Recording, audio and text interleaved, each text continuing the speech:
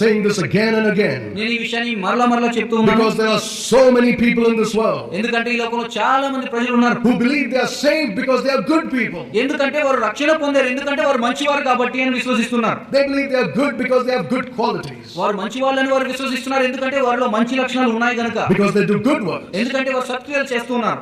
The only way a person can get saved ఎందుకంటే ఒక వ్యక్తి రక్షణ పొందడానికి ఏకైక మార్గం అదేమిటంటే is by realizing that he's a sinner, that he's guilty before God. అతడు పాపి అన్నటువంటి విషయాన్ని గమనించి దేవుని ఎదుట అపరాధ భావాన్ని తన హృదయంలో కలిగి ఉండి that he has broken God's law అతడు దేవుని యొక్క న్యాయ విధిని అతిక్రమించాడన్న సత్యాన్ని గమనించి and realize he can do nothing to save himself. తాను రక్షించుకోవడానికి తను ఏమీ చేయలేడు అన్నటువంటి విషయాన్ని గుర్తించి and then come to the cross of Jesus Christ ప్రభువైన యేసుక్రీస్తు వారి యొక్క శిలువ దగ్గరకు వచ్చి and see there his substitute shedding his blood and dying on the cross for his sins. తనకు బదులుగా తన పాపం కొరకు శిలువలో తన ప్రాణాన్ని అర్పించి మరణించినటువంటి ప్రభువైన యేసుక్రీస్తు వైపు చూస్తూ seeing him buried and rise up again by faith, of course.